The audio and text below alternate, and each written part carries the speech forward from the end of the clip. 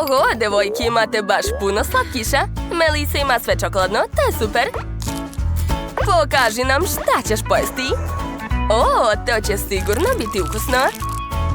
Hoćeš li sigurno moći da pojedeš sve to? Naravno.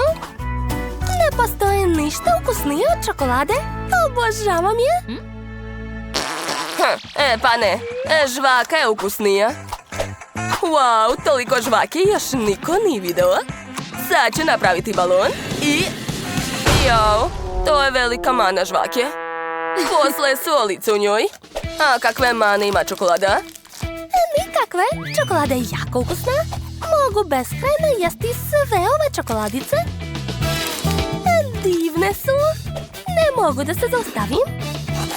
Mogu pojesti još jednu. I još jednu. Pa čak i još. Šta je bilo, Judy?